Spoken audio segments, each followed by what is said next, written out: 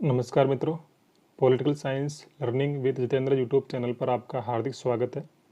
मित्रों, यहाँ पर मैं मनोविज्ञान की वीडियो अपलोड करना शुरू कर रहा हूँ और इन वीडियोज़ के अंतर्गत ओनली मनोविज्ञान के ऑब्जेक्टिव टाइप की क्वेश्चन मैं यहाँ पर अपलोड करूँगा। वो बिल्कुल वैलिड क्वेश्चन होंगे। किसी क्वेश्चन को लेकर यदि आपको डाउट रहता है तो आप कमेंट्स करके पूछ सकते हैं। मैं ज़्यादा बात करना यहाँ पर ठीक नहीं समझूंगा क्योंकि वीडियो लंबा हो जाता है फिर। बस अब इतना ही कहते हुए आगे बढ़ूंगा कि यदि आपने अभी तक हमारे चैनल को सब्सक्राइब नहीं किया है तो आप चैनल को सब्सक्राइब कर ले और बेल आइकन को क्लिक कर ले ताकि आपको हर वीडियो की नोटिफिकेशन आपको प्राप्त हो जाए और आप आराम से वीडियो देख सके, अपने क्वेश्चन देख सके और अपने आप को परख सके कि मनोविज्ञान का हमको कितना ज्ञान है या फिर हमने कितनी तैयारी अब तक की है। अभी 3 महीने का समय है। 3 महीने में हम चाहे तो मनोविज्ञान को अच्छे से तैयार कर सकते हैं और मनोविज्ञान का रीट के अंदर बहुत बड़ा रोल होता है। 30 क्वेश्चन आते हैं, 30 में से यदि हमारे 25 प्लस भी रह जाते हैं तो बहुत बड़ा स्कोर होता है। उससे संबंधित क्वेश्चन मैं यहाँ पर डालूंगा और पूरा वीडियो देखने पर ही आपको महसूस होगा कि वास्तव में क्वेश्चन हमारे लायक है या नहीं है। ठीक है, तो आप इस बात का ध्यान में रखने। ये मेरा पहला वीडियो है और हर वीडियो में मैं 50 क्वेश्चन कराऊंगा। 50 क्वेश्चन ही होंगे और किसी क्वेश्चन की यदि व्याख्या करना ठीक रहा तो व्याख्या करेंगे, नहीं तो फिर हम सीधा क्वेश्चन पढ़ के आंसर देख के आगे बढ़ेंगे। ऑप्शन में नहीं बोलूँगा, सीधा आंसर बताऊंगा। आपको ऑप्शन देखना है और अपने मन से अपने विचार रखने हैं कि कौन सा आंसर इसमें सही है, कौन सा नहीं है। ठीक है, तो हम शुरू करते हैं आज का video.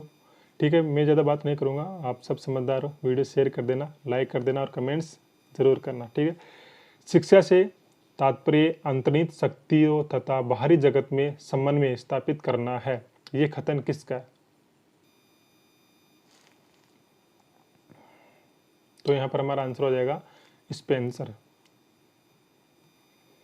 Science and human behaviour संबंधित है, यानी कि इस पुस्तक के लेखक कौन है?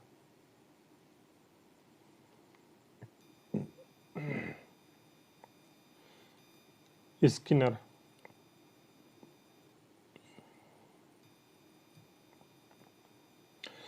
व्यवहारवाद ने मनोविज्ञान की विधि बताई है। अनुबंधन। विकास होता है, कैसा होता है? विकास कैसा होता है? वृत्तालुकार, स्पाइरल। ऐसा ऐसा नहीं होता सीधा, या फिर ऐसा भी नहीं होता आयताकार। ध्यान में रखना है, विकास कैसा होता है? वृत्तालुकार होता है। सभी नहीं करना है, आयताकार भी नहीं होता है, रेखीय भी नहीं होता है, वृत्तालुकार होता है। कोल के विकास वर्गीकरण में कुल अवस्थाएं कितनी है? 12। फ्रायड द्वारा प्रस्तुत इरोज संप्रत्यय का अर्थ क्या है? फ्रायड ने इरोज किसे कहा है?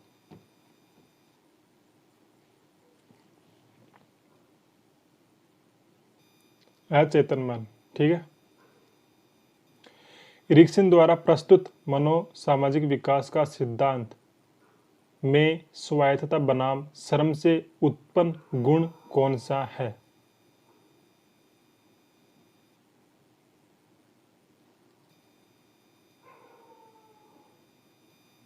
चाह बी। संज्ञानात्मक विकास के जनक कौन है? बुर्नर, जीन पियाजे, गेसेल या फ्रायड? संज्ञानात्मक विकास के जनक है जीन पियाजे। इसके फोल्डिंग जेड-पीडी का संबंध शब्द सर्वप्रथम प्रयोग किसने किया?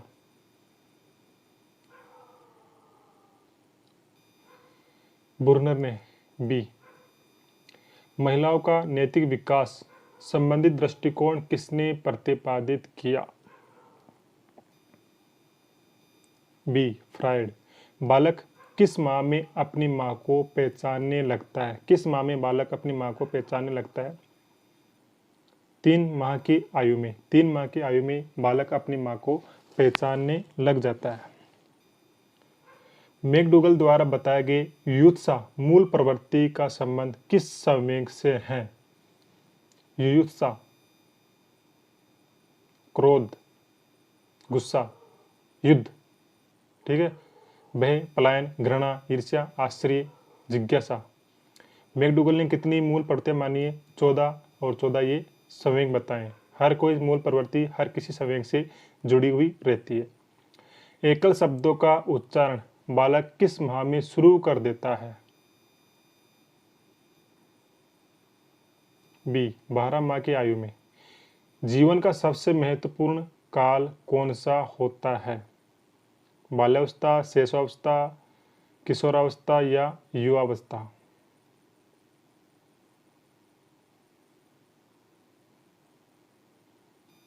शैशवावस्था। किसने किशोरावस्था को शैशवावस्था का पुनरावर्तन माना है? किसने किशोरावस्था को शैशवावस्था का पुनरावर्तन माना है? मतलब शैशव अवस्था की विशेषताएं वापस किशोरावस्था में आ जाती है, ये किसने माना है? रोस। बी, ऑटिज्म की दर लड़कियों की तुलना में लड़कों में कितनी अधिक होती है?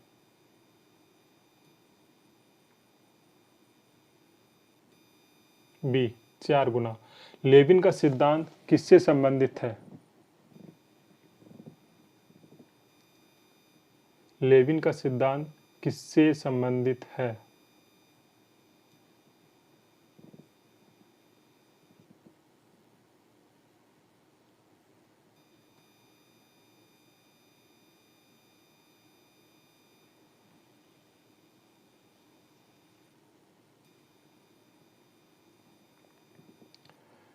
क्लासिकी संज्ञानवादी सिद्धांत से। पावलोव को चिकित्सा का नोबेल पुरस्कार कब मिला था? 1904 में, ध्यान में रखना है। पावलोव को चिकित्सा के क्षेत्र में नोबेल पुरस्कार मिला था, ना कि मनोविज्ञान के क्षेत्र में। ठीक है, यहाँ पर आपको ध्यान में रखना है। प्रयास एवं त्रुटि सिद्धांत में थॉर्नडाइक ने किस पर प्रयोग किया था? बिल्ली पर। और कुत्ते पर? पावलोव ने। चिंपांजी पर? कोहलरकोप्का ने, मैक्स वर्दिमर ने। और चूहे पर? स्किनर ने। क्रिया प्रसूत दिया था किसने? स्किनर ने। और अनुकूलित अनुबंधित सिद्धांत दिया था किसने? पावलोव ने। और सूज का सिद्धांत दिया किसने? चिंपांजी ने। ठीक है, ध्यान में रखना है। साधनात्मक अनुबंधन का सिद्धांत किससे संबंधित है? स्किनर, क्योंकि स्किनर ने जो क्रिया प्रसूत सिद्धांत दिया था उसी को साधनात्मक अनुबंधन सिद्धांत भी कहा जाता है। इसके अंदर क्या होता है? स्किनर ने माना है कि क्रिया महत्वपूर्ण होती है, उद्दीपक नहीं। यदि कोई व्यक्ति सही दिशा में क्रिया कर रहा है और फिर उसे उद्दीपन मिल जाता है, पुनर्बलन मिल जाता है या फिर रिफोर्समेंट मिल जाता है, तो वो आगे फिर से कार्य करने लगता है। ठीक है, तो यहाँ पर स्किनर ने क्रिया को महत्वपूर्ण माना है पहले, ना कि उद्दीपक को। लाइफ स्पेस अवधारणा किसने दी? कुर्ट लेविन ने। संज्ञानात्मक मानचित्र का संपर्त्य किसने दिया? संज्ञानात्मक मानचित्र का संपर्त्य किसने दिया? टोलमैन। बी, आनुभाविक अधिगम में अनुदेशनकर्ता की भूमिका होती है।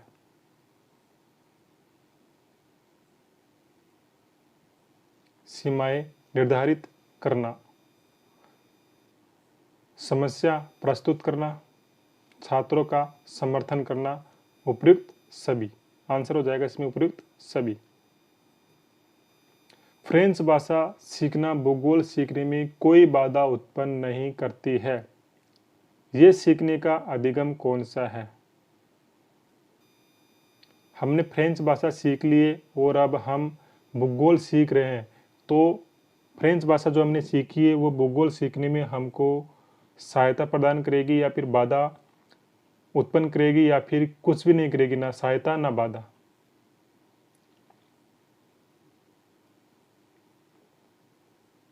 आंसर हो जाएगा यहाँ पर हमारा शून्य स्थानांतरण। फ्रेंच हमने सीख लिया तो वो हमको भूगोल सीखने में ना तो सहयोग करेगी ना ही किसी प्रकार की कोई बाधा उत्पन्न करेगी, तो हम यहाँ पर इसको कहेंगे जीरो ट्रांसफर लर्निंग। विषय आत्मबोधन परीक्षण का निर्माण किसने किया था? मॉर्गन एम मुर्रे ने। स्ट्रोंग रुचि आविष्कारिका का संशोधित प्रारूप किसने दिया? स्ट्रोंग रुचि आविष्कारिका का संशोधित प्रारूप किसने दिया? बी कैम्पबेल ने। रोरसाक परीक्षण हरमन रोरसा ने कब दिया था? स्याही धब्बा IBT ink blot test Hermann Rorschach ने कब दिया था? 1921 में। शील गुणों को सतही एवं स्रोतशील गुणों में किसने विभाजित किया? बी केटल ने। MBIT एक वक्तृत्व परीक्षण है, किस सिद्धांत पर आधारित है?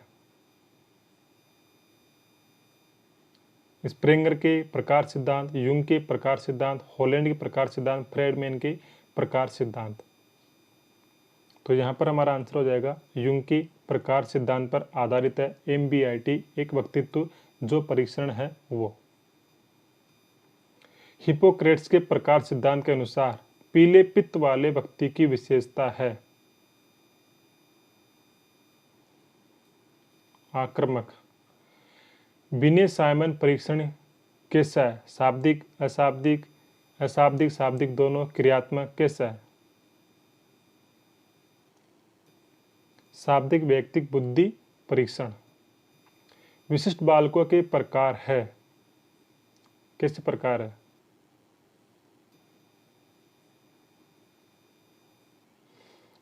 विशिष्ट जो बालक होते हैं वो प्रतिभाशाली भी होते हैं, सृजनशील बालक भी होते हैं और पिछड़े बालक भी होते हैं। ये अपने आप में विशिष्ट है। कोई प्रतिभाशाली है तो वो भी विशिष्ट है, कोई सृजनशील है तो वो भी विशिष्ट है, और यदि कोई पिछड़ा हुआ है तो वो भी अपने आप में क्या है? विशिष्ट है। तो ये सभी प्रकार विशिष्ट बालकों के अंतर्गत आएंगे। प्रतिभाशाली बालकों की शिक्षा कैसी होनी चाहिए? नेतृत्व का परीक्षण इनको दिया जाना चाहिए। सामान्य रूप से कर्मोन्नति होनी चाहिए, एक साथ इनको आगे नहीं बढ़ाना चाहिए, धीरे धीरे सामान्य रूप से बढ़ाना चाहिए, और सामाजिक अनुभवों के अवसर भी इनको दिए जाने चाहिए। 120 से 139 बुद्धि लब्धि वाले बालक किस श्रेणी में आते हैं टर्मन के अनुसार? 120 से 139 यानी कि अति श्रेष्ठ। अति श्रेष्ठ नहीं होगा, प्रतिभाशाली। 140 तक प्रतिभाशाली माना इन्होंने, अति श्रेष्ठ। सृजनशील बालकों की विशेषता है, कैसे होते हैं? विचार एवं कार्यों की मौलिकता पाई जाती है इनके अंदर, साहसिक कार्यों की प्रवृत्ति पाई जाती है, भविष्य के प्रति कैसे होते हैं? आशावान होते हैं, या फिर सभी। तो सृजनशील बालकों के अंतर्गत ये सभी विशेषताएं पाई जाती है। यहाँ पर मैं आपको बताऊँ मौलिकता। मौलिकता का अर्थ होता है अपने आप में एक नया विचार, जिसके बारे में कभी किसी ने कोई संप्रदाय कॉन्सेप्ट नहीं दिया, वो अपना खुद का अपना एक विचार हो, उसको हम कहते हैं मौलिक। जैसे उससे पहले उसका कोई रूप ही नहीं था, उसका कोई अस्तित्व नहीं था, और उस विचार को किसी ने दिया है तो वो क्या है? वो विचार अपने आप में मौलिक विचार है। यदि बालक सभी विषयों में कम उपलब्धि प्रदर्शित करता है तो इसे हम क्या कहेंगे? सभी विषयों में कम उपलब्धि प्रदर्शित करता है तो इसे क्या कहेंगे हम? सामान्य पिछड़ापन। विशिष्ट पिछड़ापन किसे कहेंगे? यदि वो किसी एक या दो सब्जेक्ट में, दो विषयों में पिछड़ापन दिखाता है या फिर कम उपलब्धि दिखाता है, कम नंबर ला पाता है, तो उसको हम कहेंगे विशिष्ट पिछड़ापन। और यदि वो सभी विषयों में और सब्जेक्ट के अंतर्गत कम उपलब्धि प्रदर्शित कर रहा है तो उसको हम कहेंगे सामान्य पिछड़ापन। मानसिक मंदन से होने वाले विकार कौन से हैं? मंगोलियन, क्रेटिनिज्म, माइक्रोसिपेली या फिर सभी? तो यहाँ पर हमारा आंसर हो जाएगा सभी। वाक संबंधी विकार कौन सा है? डिसलेक्सिया, डिस्फेसिया, डिस्प्रेक्सिया या फिर सभी? तो इसमें हमारा आंसर हो जाएगा सभी। जब व्यक्ति अपनी असफलताओं के कारण अपनी पहचान ही बदल लेना चाहता है तो इसे क्या कहेंगे? जब व्यक्ति अपनी असफलताओं के कारण अपनी पहचान ही बदल लेना चाहता है तो इसे क्या कहेंगे? अलगाव। कुसमायोजन के आत्मनिष्ठ कारक कौन से हैं? आत्मनिष्ठ मतलब ऐसे कारक जो केवल उसी व्यक्ति को प्रभावित करते हो जो अभी कुसमायोजित हो रहा है उसकी वजह से। यदि नींद मेरे को कुसमायोजित कर रही है तो मेरे को ही परेशान करेगी, मेरे को ही कुसमायोजित करेगी, किसी अन्य व्यक्ति को नहीं।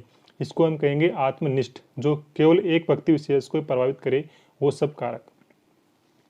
तो इसमें शारीरिक विकृति, यदि शारीरिक रूप से कोई विकृति है, कोई दिव्यांग है, किसी के नेत्र में कोई प्रॉब्लम है, आँख में कोई प्रॉब्लम है, कान में कोई प्रॉब्लम है, तो ये शारीरिक विकृति है, ये केवल उसी व्यक्ति को प्रभावित करेगी जो उसके अंदर है, जिसके अंदर है, और वही व्यक्ति कुसमायोजित होगा, दूसरा व्यक्ति नहीं होगा। तो ये होगा आत्मनिष्ठ कारक। सामयिक कमियां, इमोशनल कोई कमी है, वो समझ नहीं पाता है अपनी बात को या फिर दूसरों की बात को नहीं समझ पाता है, वो व्यक्ति भी कुसमायोजित हो जाता है।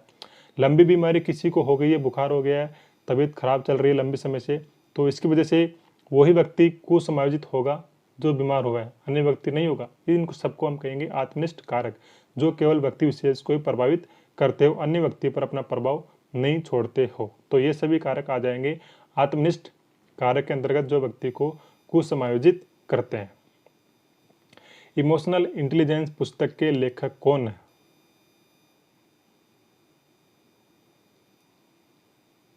सेल्वे तथा मेयर। यहाँ पर आपको डेनियल गोलमैन नहीं करना है। डेनियल गोलमैन ने लिखी है सामूहिक बुद्धि बुद्धि लब्धि से महत्वपूर्ण क्यों, ये डेनियल गोलमैन की है। लेकिन इमोशनल इंटेलिजेंस पुस्तक के लेखक सेल्वे तथा मेयर है, और ये इमोशनल इंटेलिजेंस बुद्धि का जो कॉन्सेप्ट है वो भी सर्वप्रथम सेल्वे तथा मेयर ने दिया था 1990 में। बाकी इस बुद्धि को फिर शिक्षा क्षेत्र में अच्छी प्रकार से लागू करने का कार्य किया था डेनियल गोलमैन ने। क्रियात्मक अनुसंधान योजनाओं हेतु मुख्य सुझाव क्या है? समस्या का स्वरूप वास्तविक हो, समस्या से प्रत्येक संबंध हो, अध्ययन की परिस्थिति पर नियंत्रण हो, और सभी। तो यहाँ पर आंसर हो जाएगा हमारा सभी, डी। किस कार्यक्रम के दौरान किया जाने वाला आंकलन कहलाता है? किसी कार्यक्रम के दौरान किया जाने वाला आंकलन क्या कहलाता है? यहाँ पर किसी की जगह हम किसी कर सकते हैं, किसी। तो यहाँ पर हमारा आंसर क्या हो जाएगा? निर्माणी। पाठ्यचर्या निर्माण सिद्धांत से संबंधित है। जो हम पाठ्यक्रम तैयार कर रहे हैं उसके निर्माण संबंधित कौन से सिद्धांत है? मतलब जब हम पाठ्यक्रम तैयार कर रहे हैं तो हमको किन बातों को उसमें ध्यान में रखना चाहिए। जैसे हम 6ठी क्लास की 7th क्लास की बुक बना रहे हैं तो हमको उसका सिलेबस तैयार करते समय, उसकी विषय वस्तु डालते समय हमको किन बातों को ध्यान में रखना चाहिए, यही ऑप्शन यहाँ पर दिए गए हैं। तो यहाँ पर आपको करना है कौन सा? उपयोगिता का सिद्धांत। को सिलेबस हम तैयार कर रहे हैं तो हमको पता होना चाहिए कि ये उस बालक के लिए किस प्रकार से उपयोगी होगा। साथ ही वो सिलेबस बच्चे के जीवन से संबंधित भी होना चाहिए, उसके जीवन में काम आने वाला होना चाहिए। रचनात्मक कार्य भी उसके अंतर्गत होने चाहिए, ये नहीं पूरा रट्टा मारने के लिए दे दिया। रचनात्मक रूप से, काल्पनिक रूप से सोचने के लिए उस पाठ्यक्रम के अंतर्गत हमने कुछ डाला ही नहीं है। तो ये सब चीज़ें हमको पाठ्यक्रम तैयार करते समय ध्यान में रखनी होती है। तो यहाँ पर हमारा आंसर हो जाएगा सभी। NCF 2005 की अध्यक्षता किसने की थी? यशपाल ने। RTE एक्ट 2009 के तहत अध्यापक हेतु न्यूनतम कार्य घंटा प्रति सप्ताह निर्धारित है 45 घंटा, और इसमें तैयारी का समय भी निहित है। इसमें तैयारी का समय भी निहित है। इसमें तैयारी का समय भी निहित है। तैयारी प्लस शिक्षण दोनों इसमें निहित है।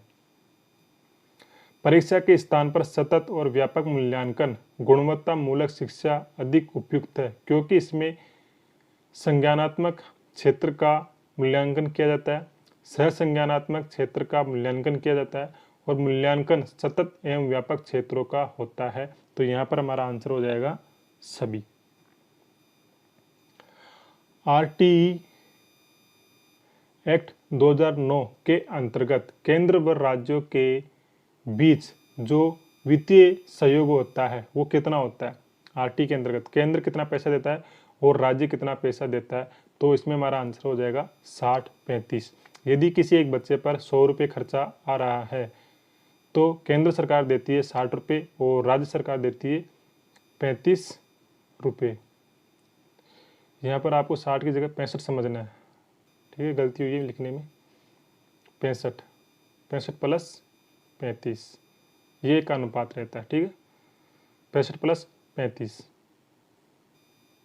65 रुपये केंद्र सरकार देगी, 35 रुपये राज्य सरकार देगी। एक बच्चे के ऊपर जो खर्चा हो रहा है आरटी के अंतर्गत उसका खर्चा। 48 क्वेश्चन हो गए। अगला क्वेश्चन देखते हैं। शिक्षा के क्षेत्र में क्रियात्मक अनुसंधान को व्यवहारिक बनाने का श्रेय किसे दिया जाता है? क्रियात्मक अनुसंधान को शिक्षा के क्षेत्र में किसने लागू किया? तो यहाँ पर हमारा आंसर हो जाएगा स्टीफन एम कोरे। क्रियात्मक अनुसंधान क्या होता है? क्रियात्मक अनुसंधान शिक्षा में या फिर हम कहें कि विद्यालय में होने वाले तात्कालिक समस्याओं का समाधान किया जाता है। तात्कालिक समस्याओं का, यदि किसी दिन एक स्कूल में 4 टीचर है और किसी दिन 2 टीचर नहीं आए और 2 ही टीचर आ पाए, तो ऐसी कंडीशन में बाकी जो टीचर नहीं आए, उनकी जो कक्षा खाली है, उनका किस प्रकार से मैनेजमेंट किया जाए, ये क्रियात्मक अनुसंधान के अंतर्गत किया जाता है। इसमें किसी विशेषज्ञ की आवश्यकता नहीं होती। स्कूल प्रशासन से या शिक्षा से जुड़े हुए क्षेत्र के लोगों के द्वारा ही ये क्रियात्मक अनुसंधान किया जाता है। अनुसंधान नाम जरूर लिखा हुआ है, लेकिन ये सामान्य रूप से तात्कालिक समस्याओं का समाधान करने के लिए किया जाता है। तो यहाँ पर हो जाएगा स्टीफन एम कोरे। इन्होंने क्रियात्मक अनुसंधान को शिक्षा क्षेत्र में व्यवहारिक बनाया था। अगला क्वेश्चन नेक्स्ट लास्ट हमारा, प्राथमिक स्तर पर न्यूनतम कार्य दिवस कितने हैं?